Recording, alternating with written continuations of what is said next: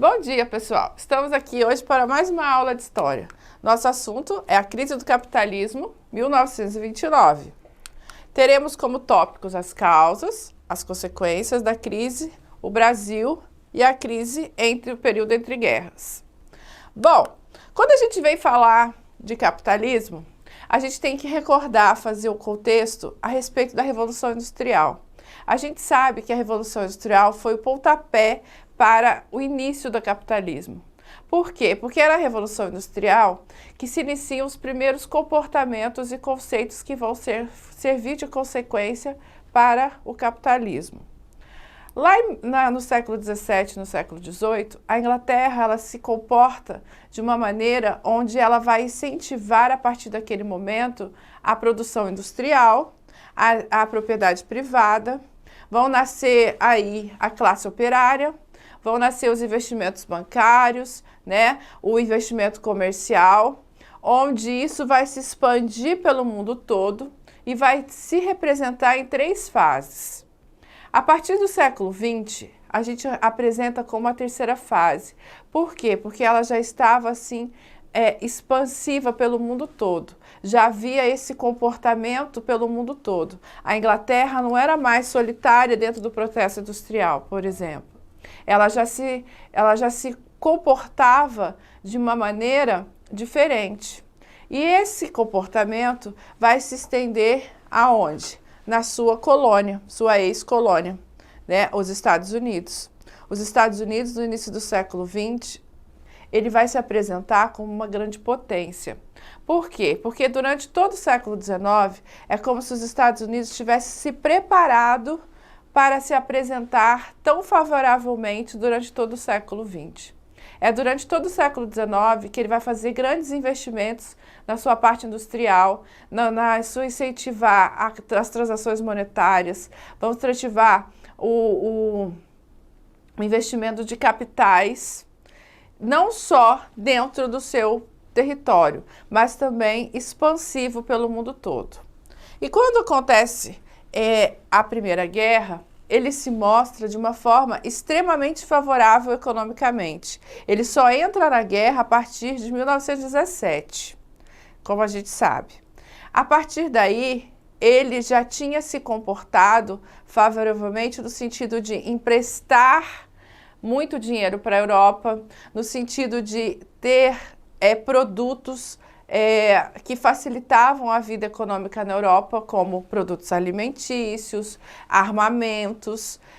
Outro fator importante, ele estava fora do continente europeu, então quando ele entra na guerra, dentro do seu território não houve grandes destruições, enquanto a Europa, quando termina a guerra, está completamente destruída, economicamente acabada. E aí vem os Estados Unidos e se mostra tão favorável. Ele se mostra de uma maneira muito participativa. Ele empresta muito dinheiro para a Europa, ele vai patrocinar grandes obras na Europa e isso vai favorecer dentro do seu território a circulação de muito capital. E aí, o que vai acontecer dentro do seu território a partir de 1920? Uma vida confortável, o incentivo ao consumo. As grandes indústrias vão produzir cada vez mais, por quê? Porque sua grande população também estava consumindo muito. É o que a gente chama o crescimento industrial, assume a Europa com comportamento favorável, e aí a gente vai chamar esse período dos Estados Unidos como America a Way of Life, onde o consumismo da classe média vai ser uma coisa extraordinária.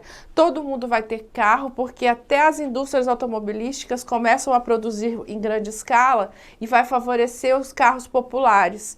As indústrias de eletrodomésticos vão incentivar ainda mais a compra de eletrodomésticos. Todo mundo vai ter emprego, o nível de desemprego lá é baixíssimo e favorecendo cada vez mais esse consumismo, automaticamente aumentamos aí a produção. Só que nem tudo são glórias. A Europa vai se levantar após a Segunda Guerra e ela vai deixar de precisar dos Estados Unidos. ela vai passar a caminhar sozinha. E quando isso acontece, os Estados Unidos está num patamar de consumismo tão alto que a balança e a moeda vão ficar totalmente desequilibradas. Por quê? Com a crise, os Estados Unidos vão incentivar tanto o consumo que até as pessoas vão começar a comprar, pessoas comuns vão começar a comprar, investir na Bolsa de Valores. Então vão criar-se ações fantasiosas que não existiam para incentivar ainda mais o consumo. Quando esse consumo deixa de existir, os produtos vão começar a ficar nas prateleiras. Por quê? Porque não vai haver quem compre. E isso vai trazer uma retração na importação, uma retração na exportação e automaticamente uma queda dentro da economia. A crise de 29, também conhecida como a Grande Depressão, vai gerar dentro dos Estados Unidos um conceito de desestabilização total. Por quê? Porque o nível de desemprego vai ser tão alto que as pessoas vão começar a passar fome, vão começar a passar necessidades dentro do país. Nos próximos slides a gente vai ver as consequências e a recuperação dessa crise dentro dos Estados Unidos. Até uma próxima aula. Muito obrigada. Até logo, pessoal.